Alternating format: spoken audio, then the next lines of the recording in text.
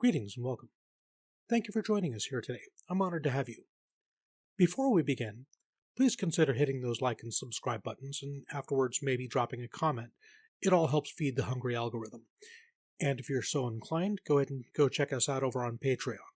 The address is in the video description down below and at the top of the YouTube page. Okay, what we have today is the first chapter of a story that I began writing about 20 years ago. I got 4 chapters into it and then basically abandoned the project because I needed to do a great deal of research on sailing and was never able to really get around to doing that, primarily because I didn't know anybody who was into sailing at the time. I at the very least thought the first chapter was really good. We'll see what kind of traction it gets, if it's liked well enough, it becomes popular enough. I might actually consider taking up the story again from there. And who knows, if that happens, I might consider making that a Patreon exclusive. We shall see. But speaking of Patreon, I would like to give a shout out to my Tier 4 Patreon subscribers, West of the Frozen North and Noosak. Thank you very much, gentlemen. And now, on with the story. Time and Tide by the Casual DEATHWORLDER. Prologue. More than 12,000 years ago, civilization flourished. A seafaring kingdom arose amongst them that spread art, architecture, technology, and agriculture to every corner of the globe. More advanced in many aspects than the ancient Greeks and Romans, their shipcraft was unequaled by any other civilization during the entire age of sail. For over 1,000 years they stood as the nearly unchallenged rulers of the world. In a single night of fire and terror, Atlantis was wiped from the face of the earth forever. In the space of a single heartbeat, 100,000 years of uninterrupted human evolution came to an end. A comet the size of a mountain broke up on approach, slamming into the northern ice sheets, the largest chunk carving out what is now known as Hudson Bay, spinning the Earth's crust on its mantle like the skin of a loose orange, shifting the poles by over 2,000 miles. The ice sheets of the last great ice age were suddenly shifted to temperate climates, while large parts of the Asian continent were forced above the Arctic Circle. The last ice age came to an end in the geologic blink of an eye. The Earth rang like a bell from the impact as the shockwave traveled completely around the world several times. Every living thing that was not sheltered high in inland mountains or under the sea was incinerated by the global firestorm that followed the impact, or obliterated by the miles-high tidal wave that followed, striking every coastline on the planet and sweeping hundreds of miles inland. The apocalypse left only a few primitive tribes living in fear for generations. What pitifully little was left of mankind started over from the ashes. So complete was the destruction that it took millennia before even the simplest forms of writing were reinvented. Yet a legend echoed down through those ages of a young woman who came up from out of the sea in the aftermath of that Holocaust. Preamble. There are those who say that time is a river, flowing implacably from the beginning to the end. They are wrong, speaking only from the brief experience of a few short years of life. Time is an ocean, vast and endless, spreading out in all directions at once, and we are adrift upon it.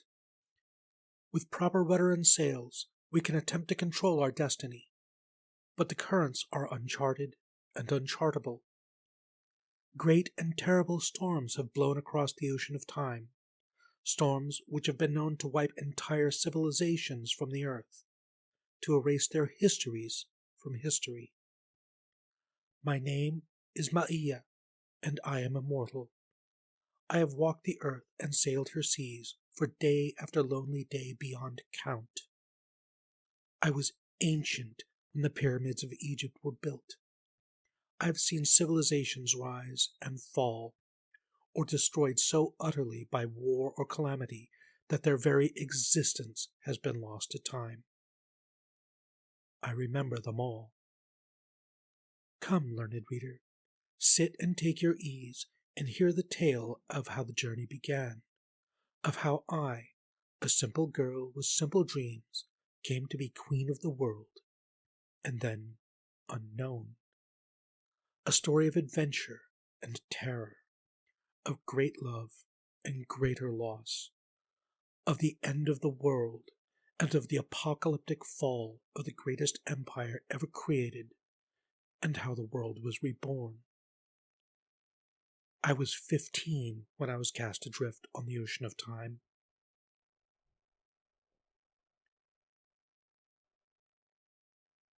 Chapter 1. Maia. I was born in the port city of Katai, off the coast of what is now modern-day Japan, about 11,500 years before Christ. Katai was ancient even then and majestic. For nearly 1,000 years her walls stood untouched by foreign army, but that was soon to change. From the founding of the city, her ships ruled the Pacific and Indian Oceans, trading with the Asian continent and Eastern Africa. However, generation by generation, century by century, that territory was ceded to the great dark-hulled ships of the empire. City after city, kingdom after kingdom fell or capitulated until at last, in all the world, only Katai stood against it.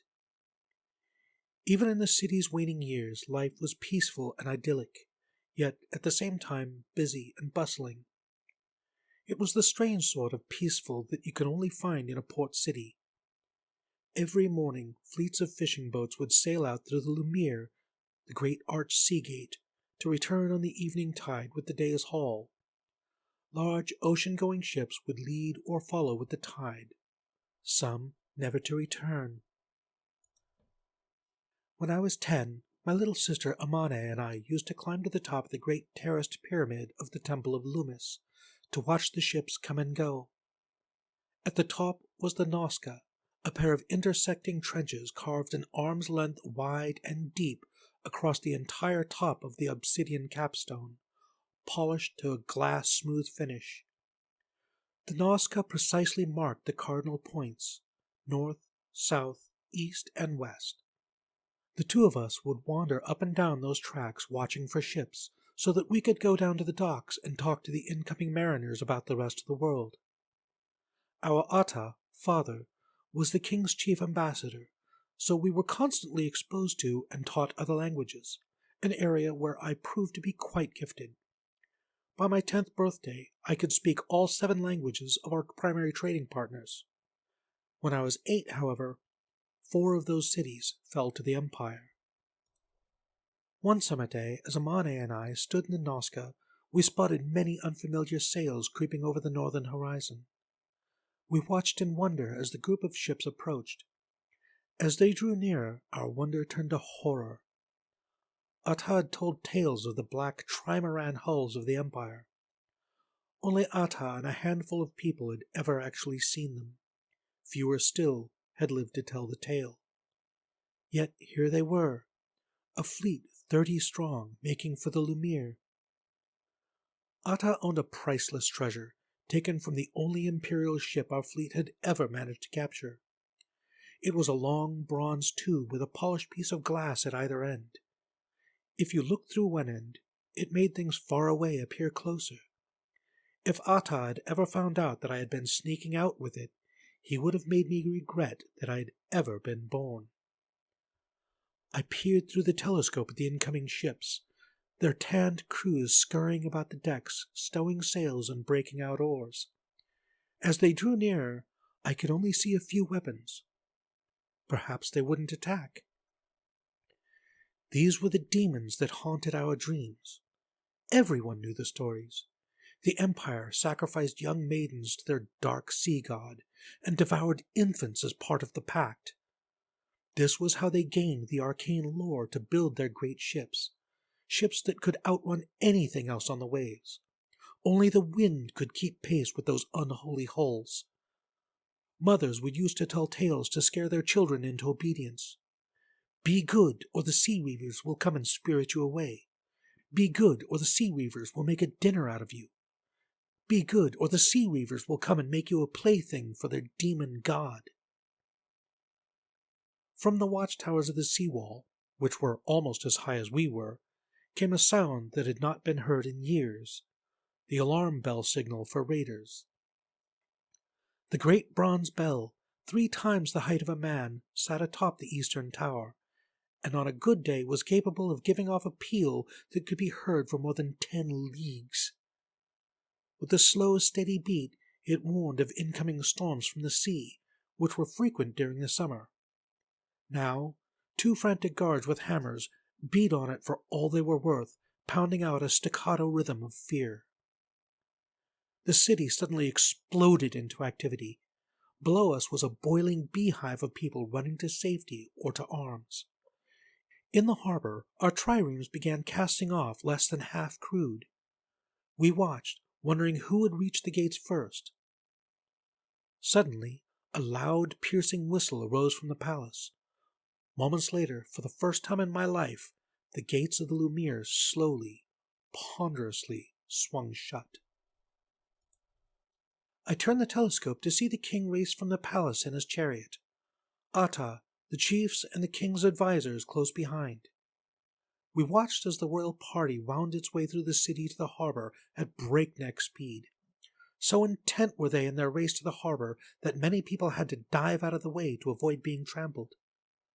Turning my attention back to the incoming fleet, I saw that all but 2 of the imperial ships had dropped sail and come to a halt about a mile short of the walls. One ship continued in towards the Lumiere under oar, while the second turned under sail towards Iulia, the sacred isle 3 miles down the coast. Would they desecrate the isle by setting foot there? Would they sack the temple, which stood unoccupied and undefended on all but the holiest days?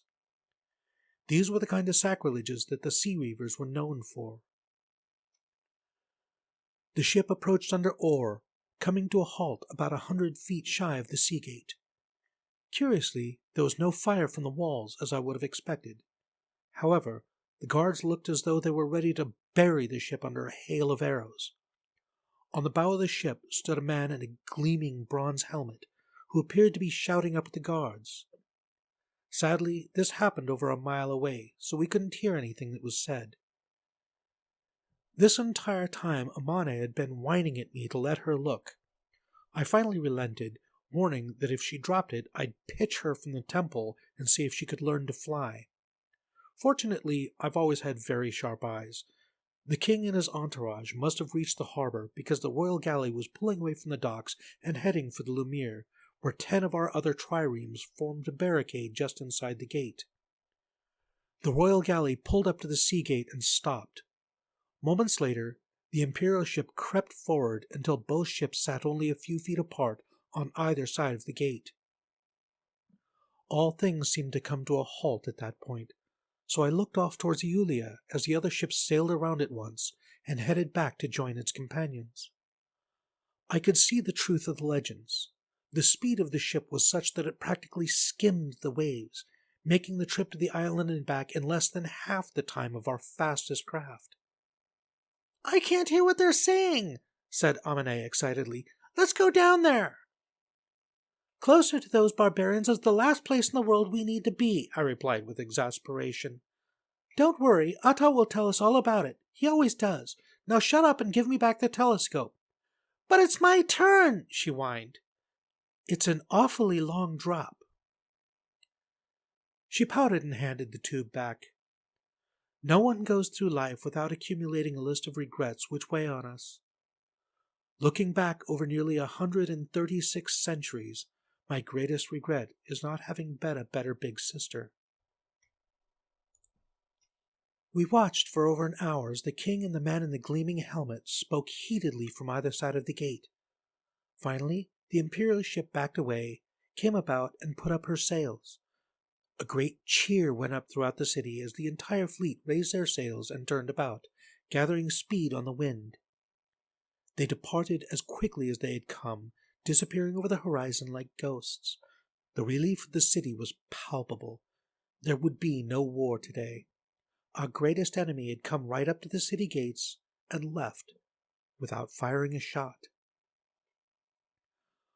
Atta didn't come home till very late that night. When he did, he wouldn't speak of the conversation between the king and the man from the empire, not even to Amma, mother.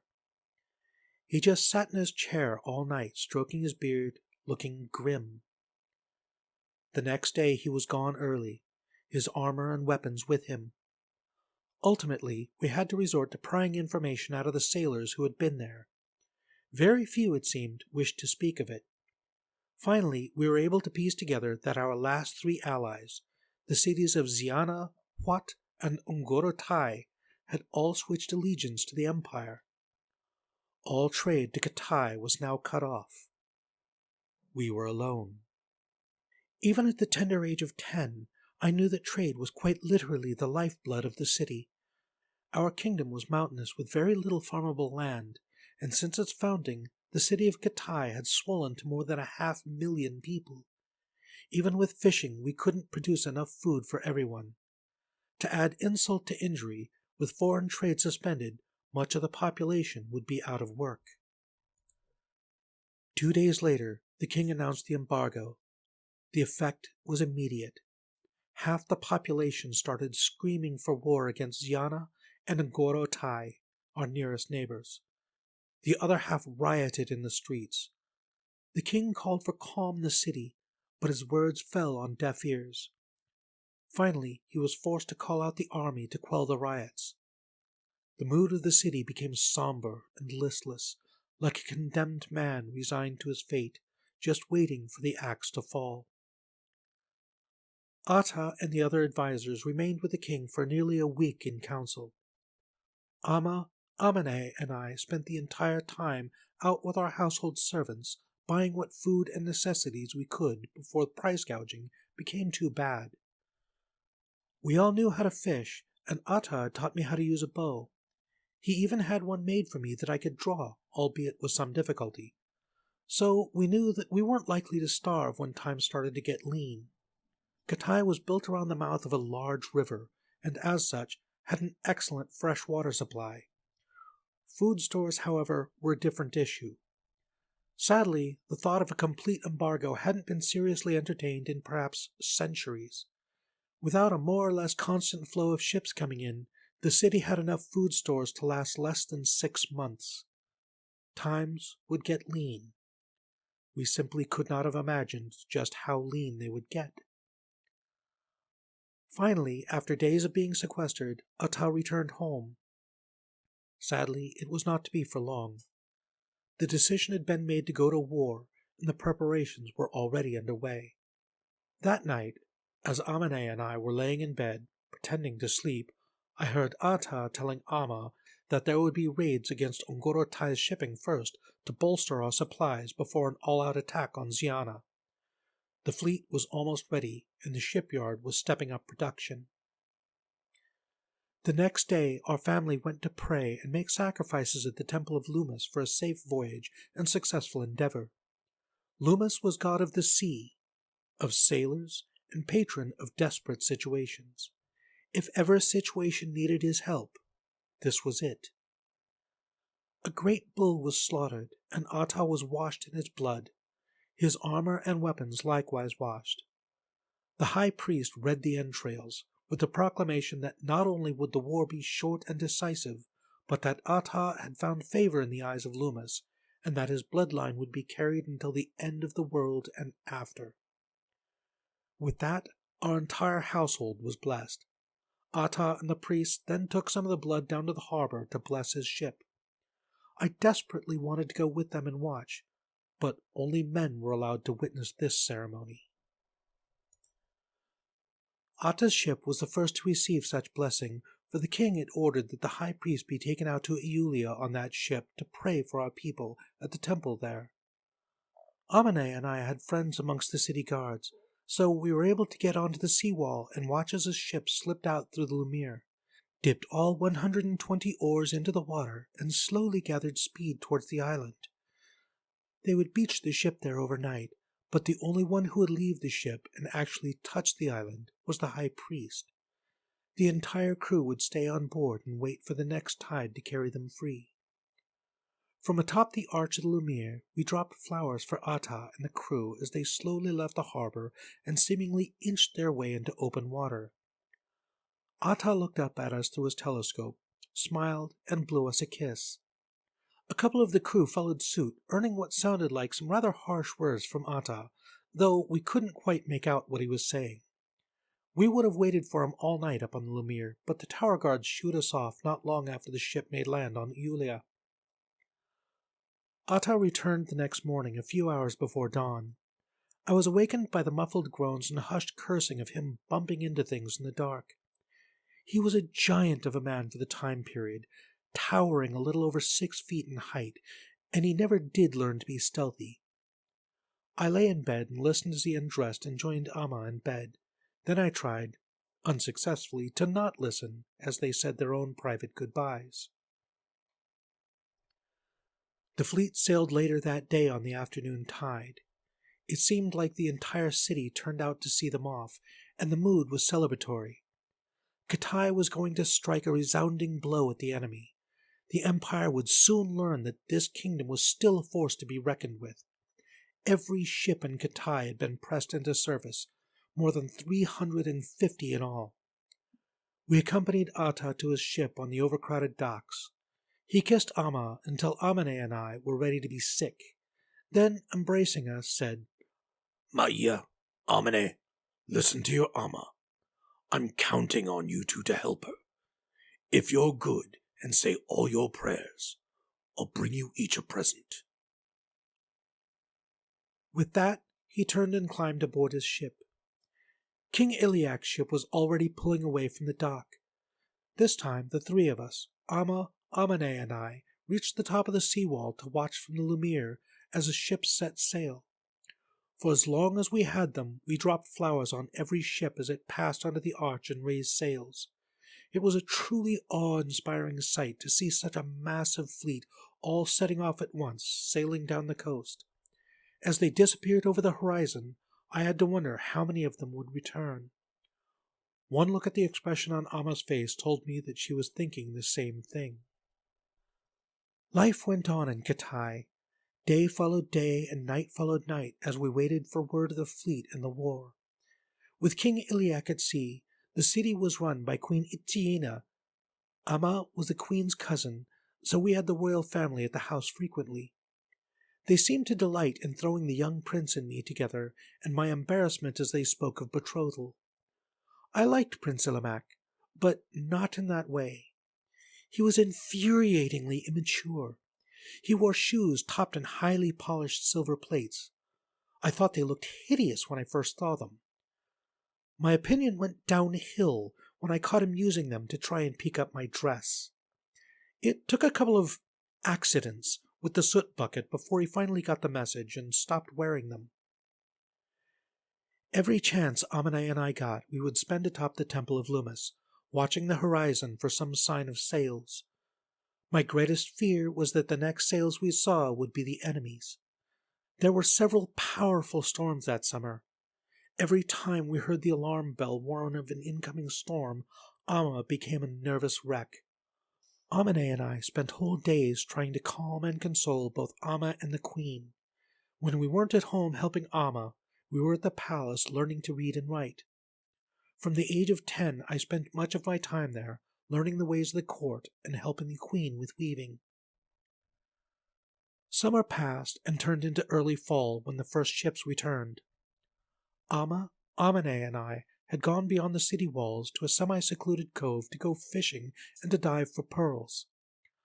Amane wasn't a good swimmer yet, so she worked a net in the shallows. Amma and I stripped down and went diving. After our third or fourth dive, we came up to find Amane jumping up and down in the surf, screaming and pointing out to sea. I turned reflexively to look. At first, we didn't see anything, being only a couple of inches above the water. But as we were lifted up on the next wave, we could see sails. A lot of them. I'd never seen Amma move so fast in my life. She was halfway back to the shore before I realized that she wasn't next to me anymore. I headed back in with all the speed that I could muster for my 10-year-old arms and legs. By the time I reached the shore, Amma and Amane were already dressed and impatient to go. I threw my dress on, grabbed Amane's net, handed Amma the 2 pearls I'd harvested, and we sprinted back to the city. As we ran down the beach, I saw 12 of Katai's ships with what appeared to be an entire Ngoro-Tai trading fleet, 30 ships strong, in tow. We arrived at about the same time. Amane and I were about ready to die of exhaustion.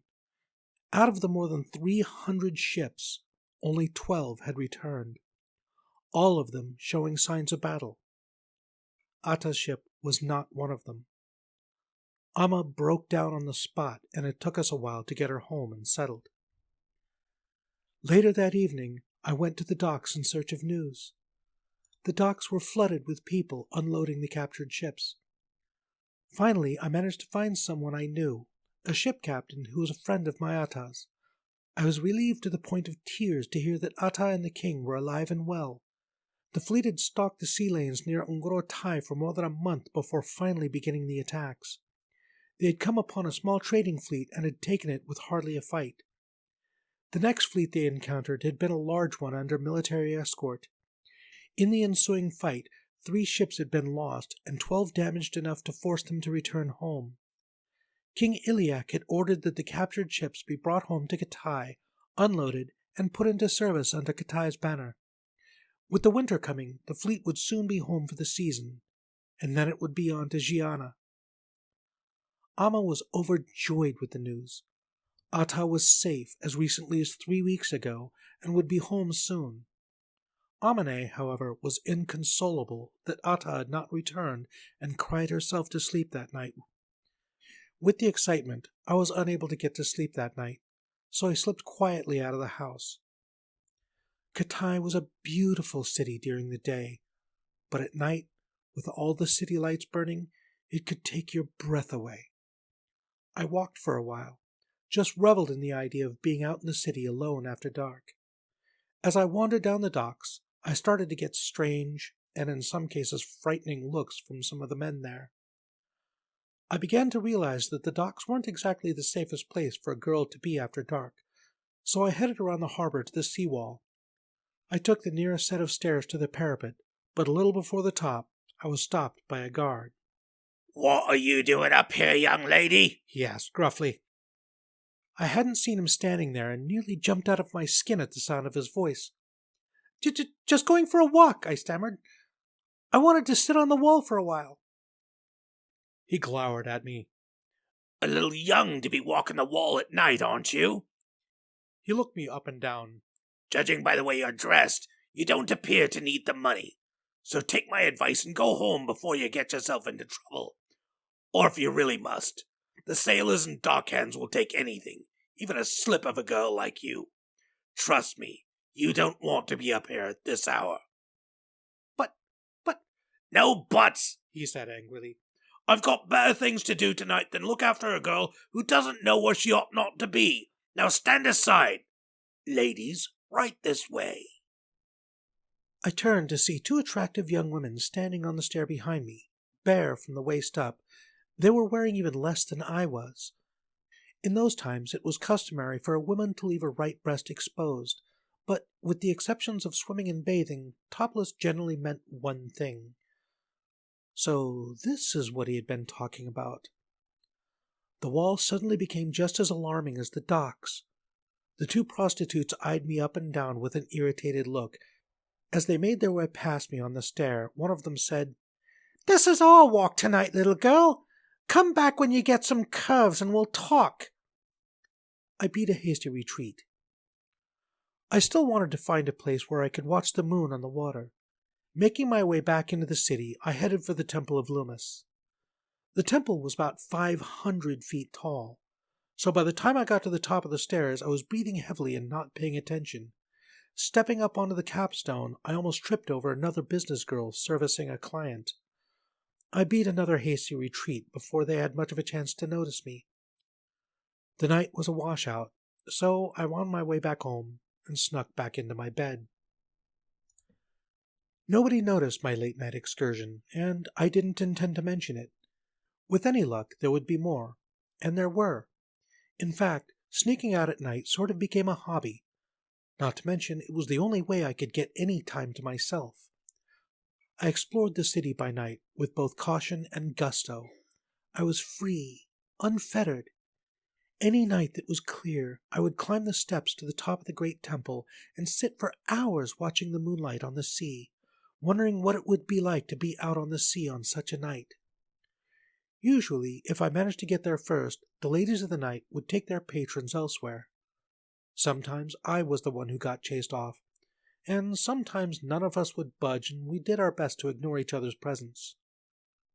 The fleet began returning home in groups of 20 to 30 every few days, each group towing no less than 10 captured ships. With the food cargo alone, our stores would be extended an additional 6 months. Each time a group of ships would return, Amma, Amane, and I would hurry down to see if Atta's ship was amongst them, and begging the incoming ships for information when he wasn't. About 10 days before the start of winter, word reached our home that ships had been seen inbound. We dropped what we were doing and raced to the harbor. We got there just as the king's galley rode in under the arch, Atta's ship just behind him. A tremendous cheer went up throughout the city. Katai had struck back hard against those who had betrayed us, depriving Ngorotai of much-needed supplies, ships, and men.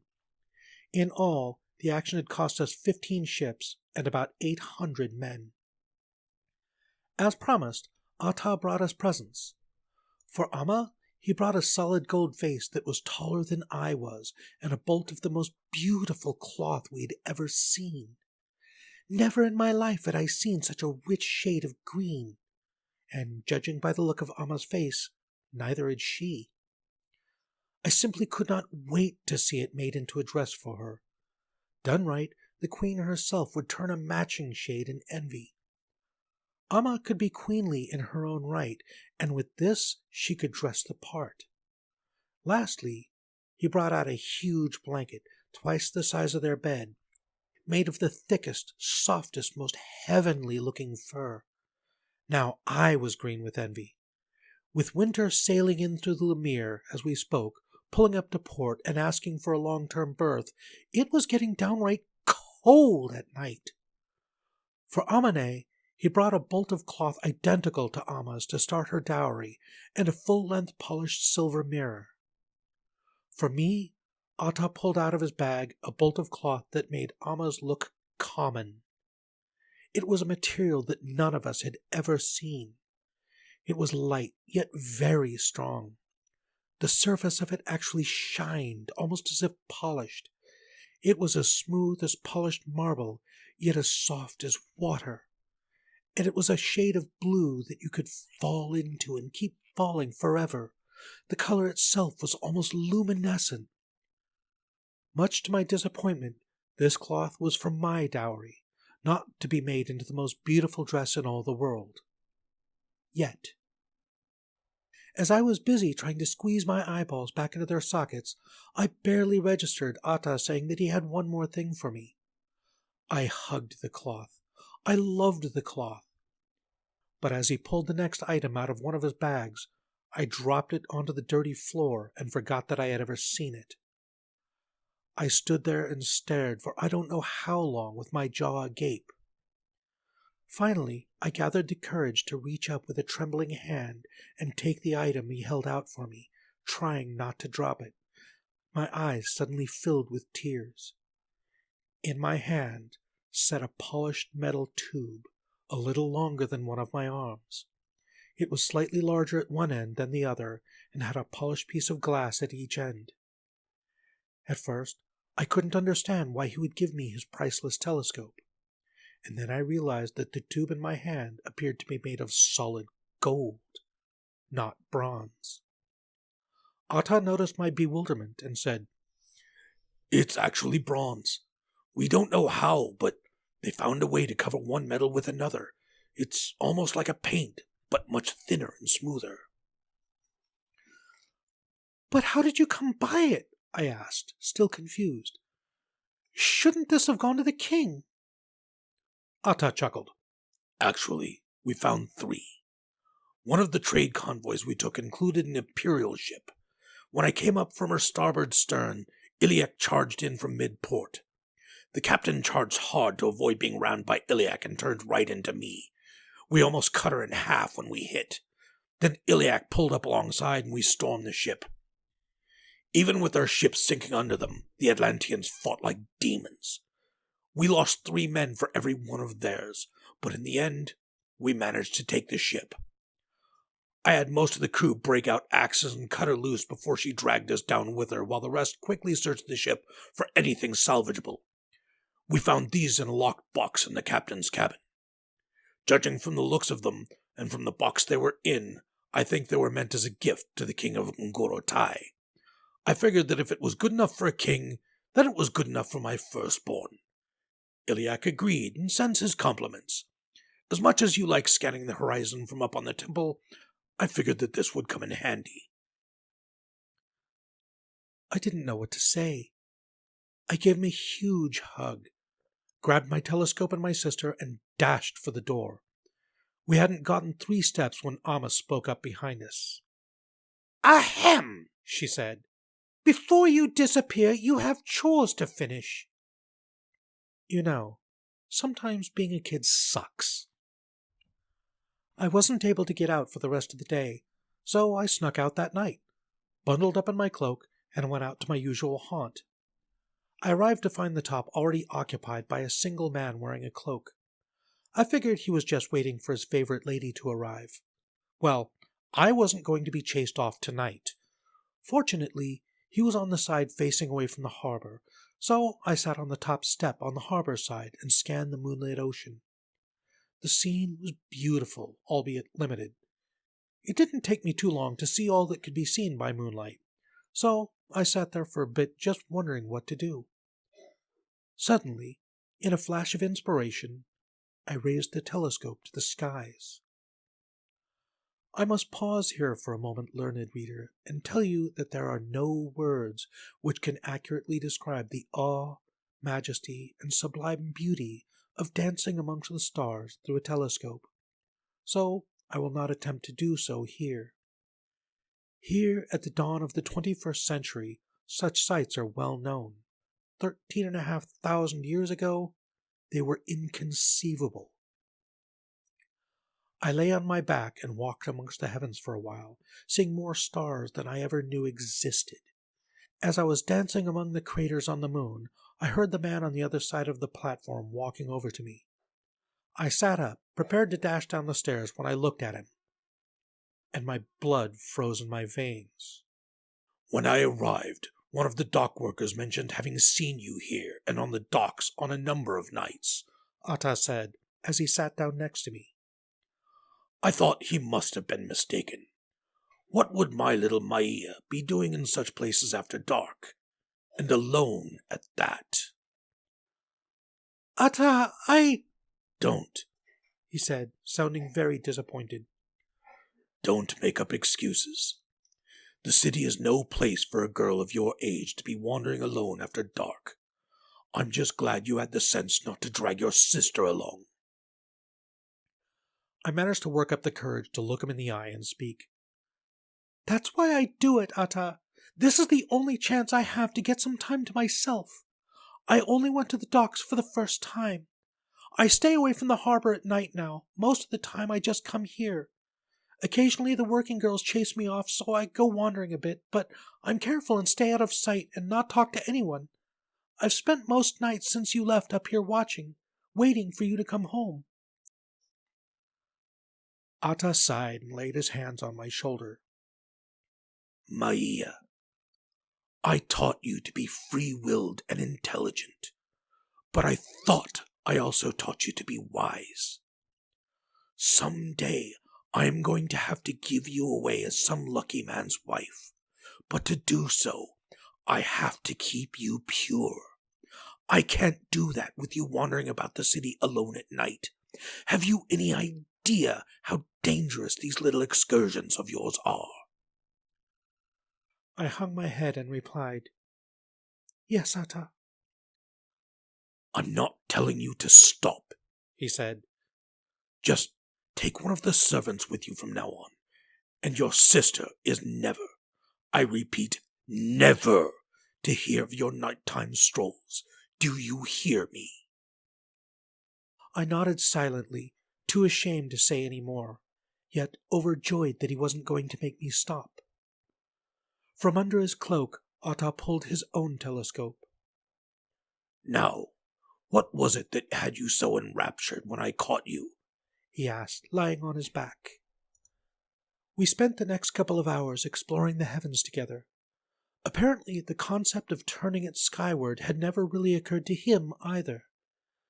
We finally left our perch a couple hours after midnight to sneak back into our beds, but Ata returned with me every few nights through the winter. He taught me what he knew of the heavens, of stars and planets and constellations, as together we learned more through our telescopes. There, on the top of the temple, standing on the Nazca, Ata taught me things forbidden to women, the arts of celestial navigation. When one is learning to run a household, one cannot help but learn numbers and higher figuring, but the things Ata taught me were fiendishly difficult, especially for a girl of 10. Ata said that the fact that I was able to understand it at all was a testament to how bright I was. He was always trying to make me blush. One night, as he was giving me lessons, I was having a hard time concentrating. Ata noticed that I seemed troubled and sat down beside me. What's on your mind, girl? He asked softly.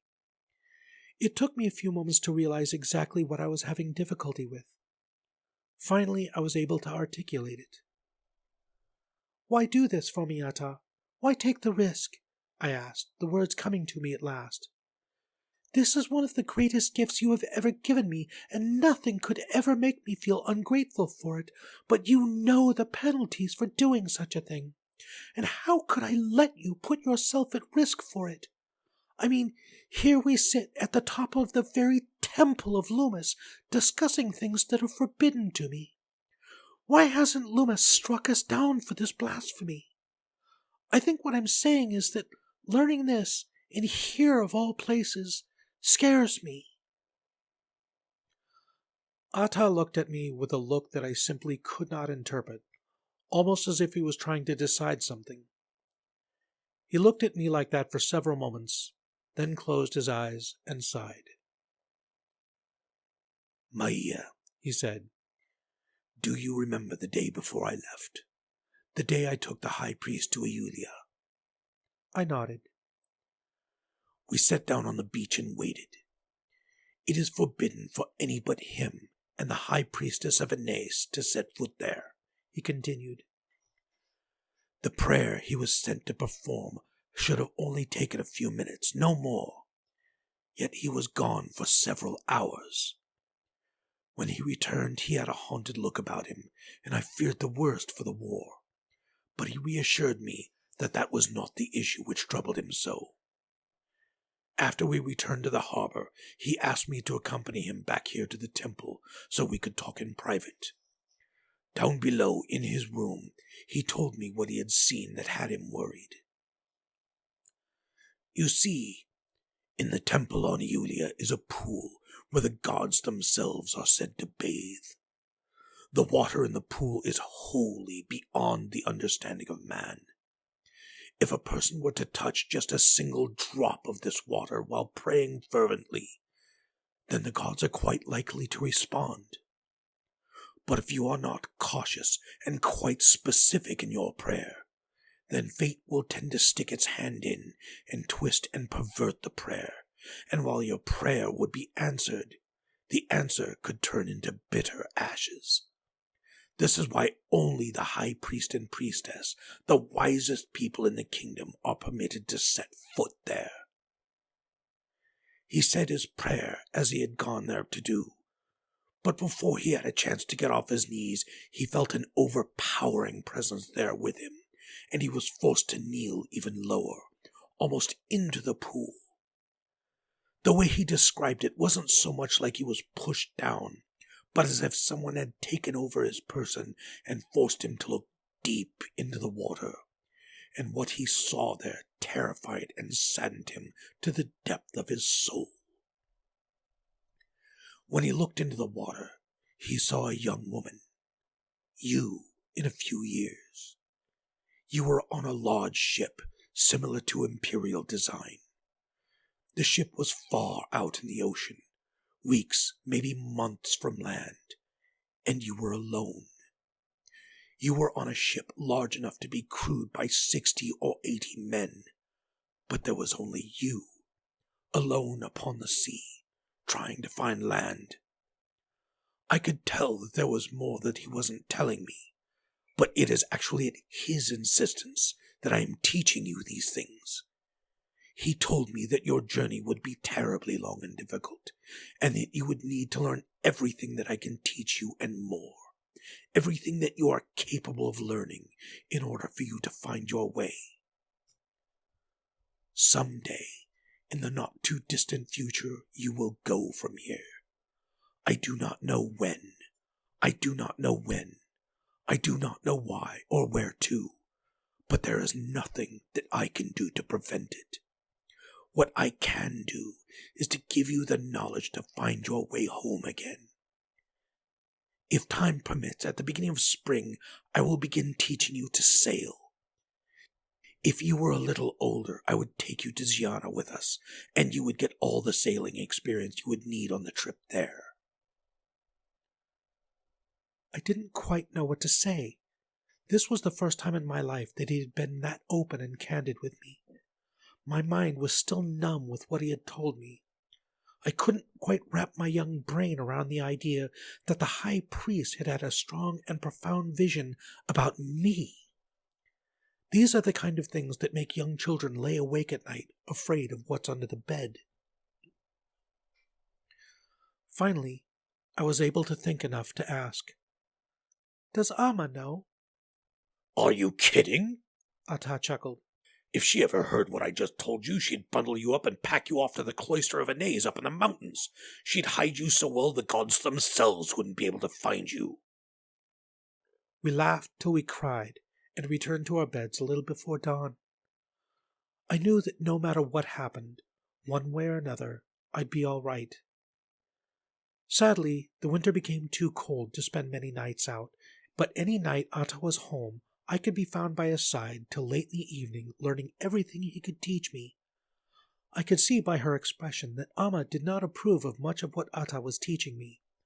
I even heard them argue about it a few times, each argument ending with Ata putting his foot down and saying that I would learn everything that could be crammed into my head, and that was final. Amma was not happy about this at all, and attempted to fill my days and nights with chores so that I wouldn't have time to learn things that were not a woman's place. She even resorted to sending me to help other people with their chores. One cold day, I'd been sent to help the queen with weaving. Ata merely had a word with Iliak. The next thing I knew, there were royal guards sent to collect me. By the end of that winter, I was exhausted, both physically and mentally. All through the winter, Katai had prepared for war against Gianna. Men poured in from the outlying towns, villages, and farms, swelling the population to unbearable levels. The public squares became training grounds for young men and boys who had never handled anything more than a sickle or a cattle prod. When they weren't training, they were cutting and hauling lumber for the shipyard. The shipyard was a madhouse, tripling its normal production and refitting the captured ships as troop transports. Spring came late that year, but come it finally did. By the time spring found Katai, I was 11, as tall as Amma, and still growing. I was already taller than anyone else my age, and stronger than most of the boys I knew. With Ata's blood in my veins, I would eventually grow to be almost as tall as he was. In the end, there was no time for Ata to teach me sailing as he had wished. A week after the winds changed, the army was loaded onto the ships, and the fleet set sail.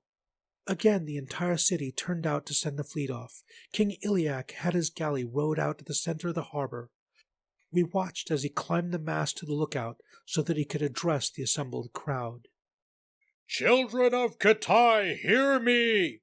he roared across the water. Iliac was a large man himself, and I think everyone within a mile of the docks heard his voice.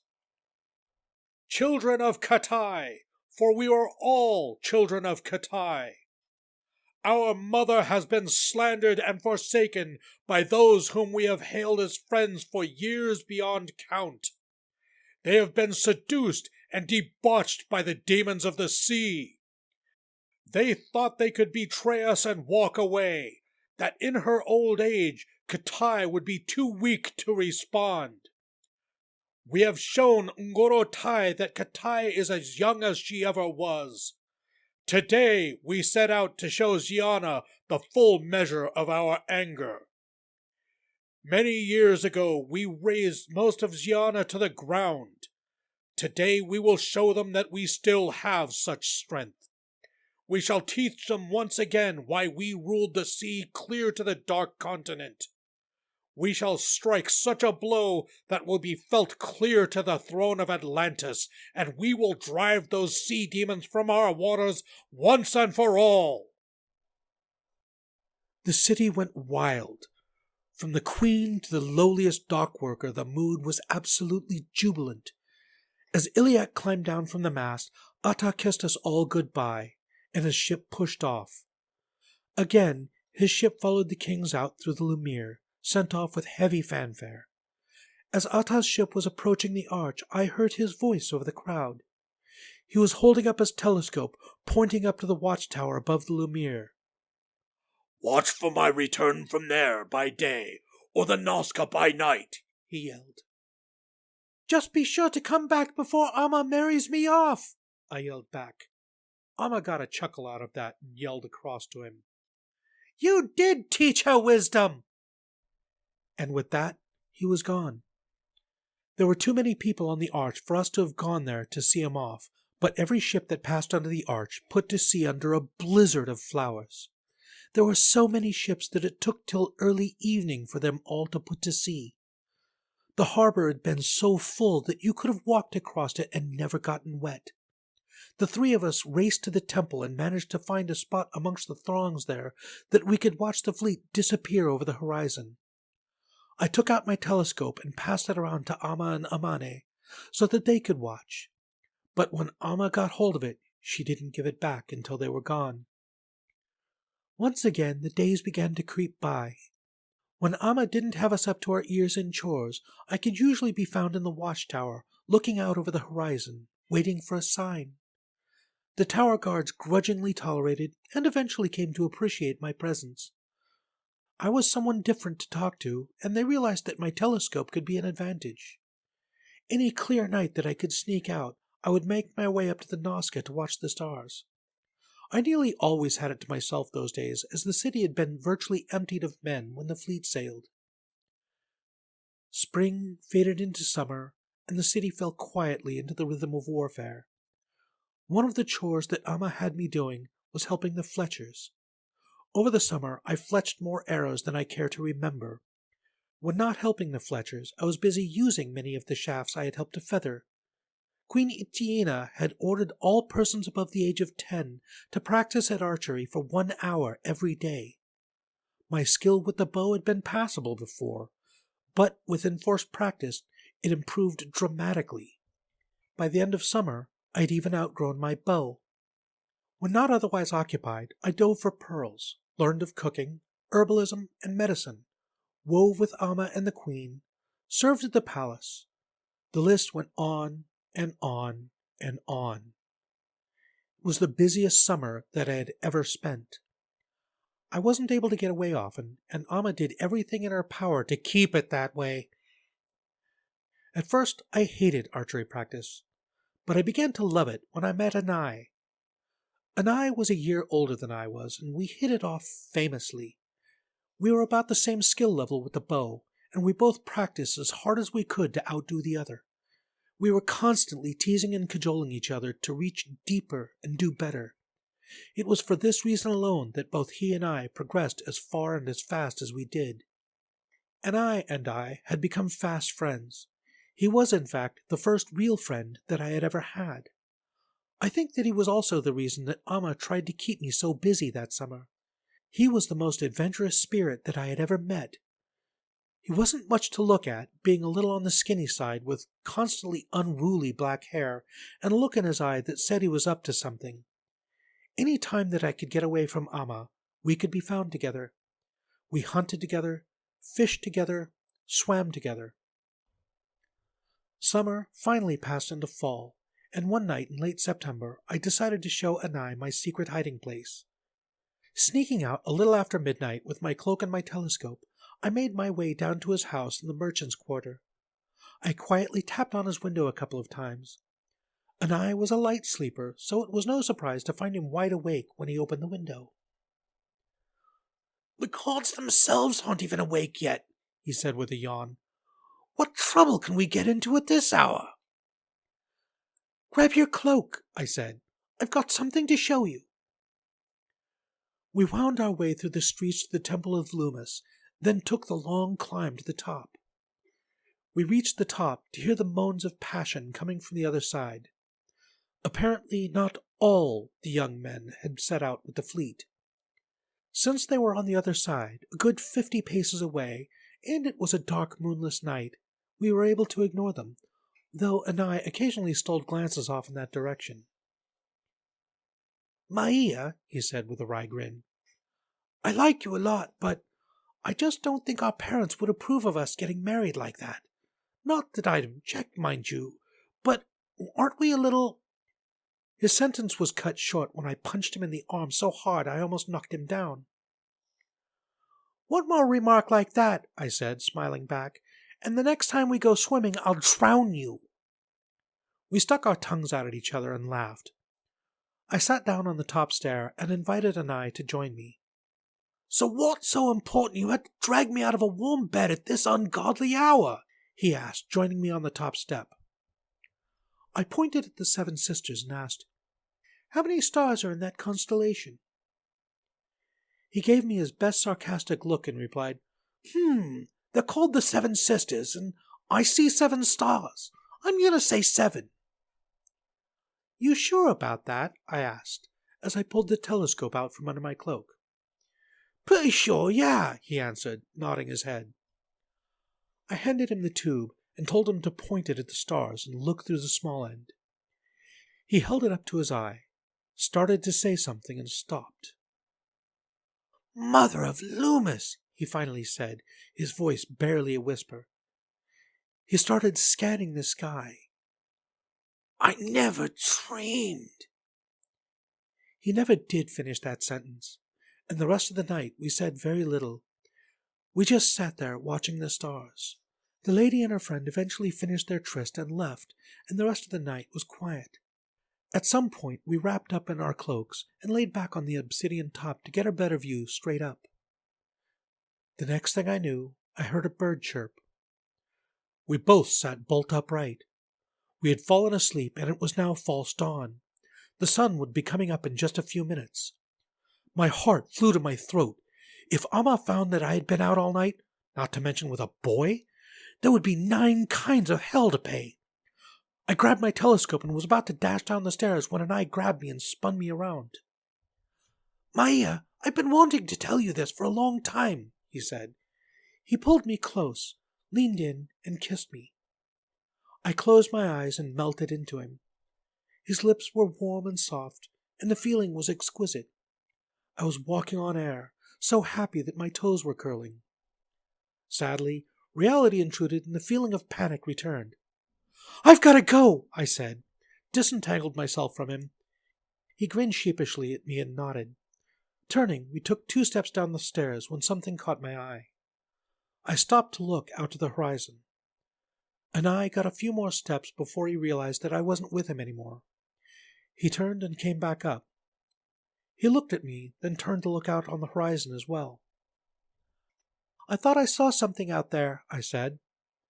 Anai stepped back up to the top and said, "Then your eyes must be playing tricks on both of us, because I think I see something too." I joined him at the top and looked again. There it was, just the faintest hint of movement on the horizon. I took out the telescope again and brought it to my eye.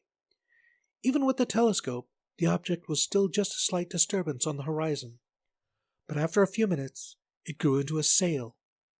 We passed the tube back and forth and watched in astonishment and glee as the sail was joined by another, and another. About 50 ships in all came over the horizon and made for the harbor. As the light grew and the ships came closer, I could identify them as being Katai galleys. Part of the fleet was returning. I jumped for joy and hugged Denai and gave him a big kiss. I took one last look through the telescope, scanning the incoming ship to see if Ataz was amongst them. They were too far out for me to identify individual ships, but I could tell that they were under full sail and full oar.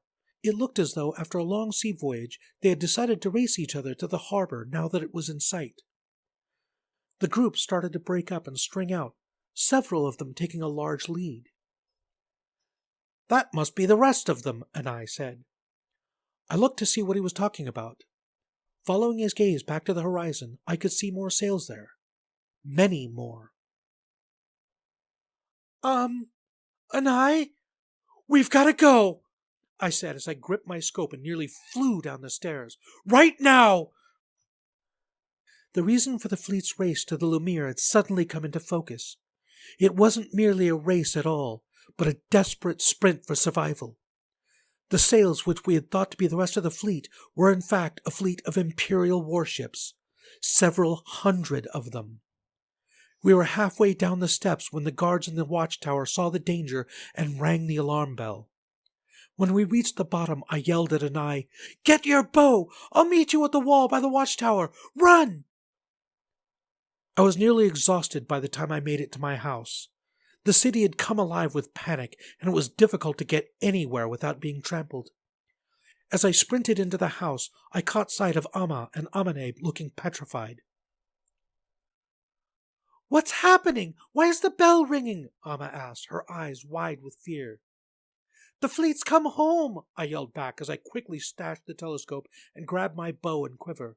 "But they're not alone. It looks like the entire Empire is right behind them." With that, I sprinted out the door and down to the harbor. I saw several columns of smoke coming from somewhere out past the seawall and knew that the battle had begun. It seemed to take forever to force my way through to the harbor and around to the wall. By the time I finally made it to the top, I thought that I would drop dead at any second.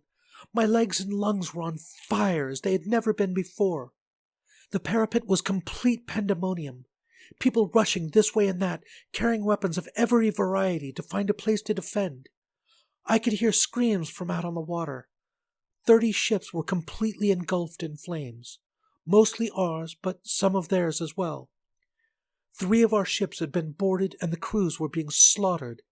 And 25 ships were racing for the harbor with hell right on their heels. As the first ship made it in under the Lumiere, a cheer went up through the harbor and from the wall. Anai found me, and we knocked arrows and waited for the enemy to get closer. I heard a clatter beside us and turned to see a group of guards running down the line of archers on the wall, dropping a large bag of arrows between every other person.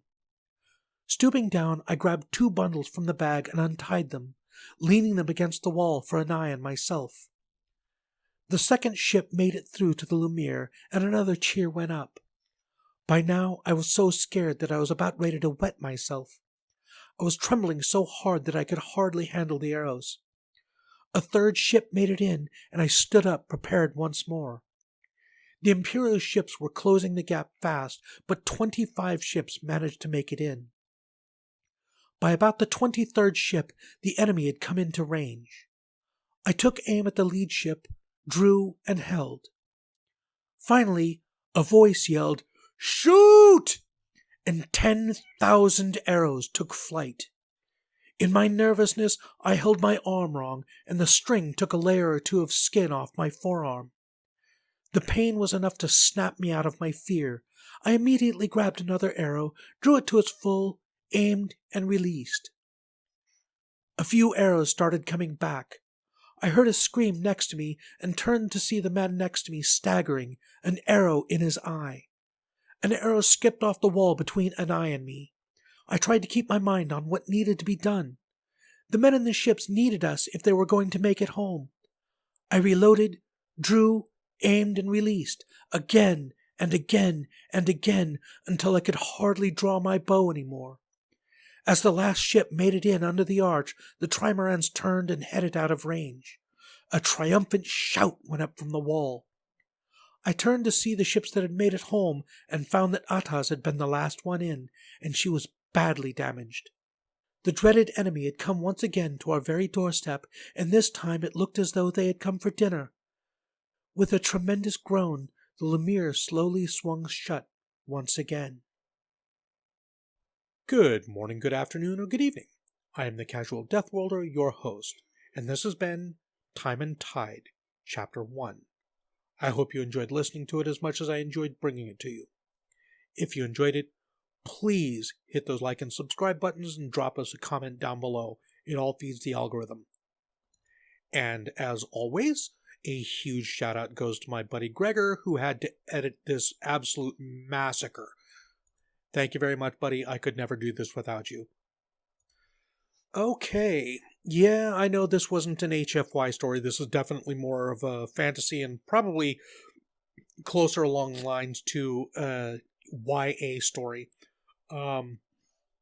But this was only the first chapter, and it was primarily recorded as filler material until I figure out what to do next for the Wednesday slot. By all means, please tell me what you thought of it.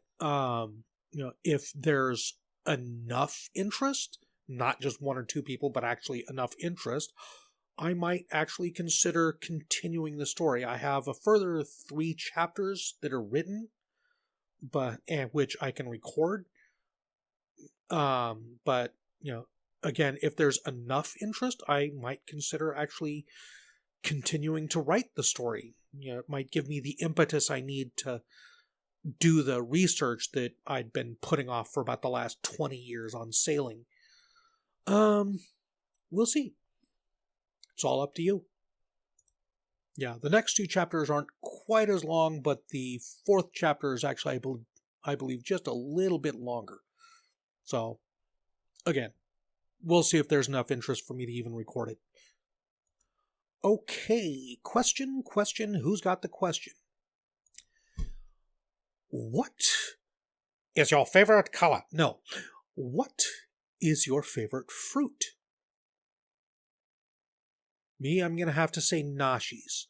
I'll explain that one for those who are... nashis is the term for Japanese pear apples. So, leave your answers in the comments down below, along with any other comments. In the meantime, until next time, be safe, be well. I love you all. Bye-bye.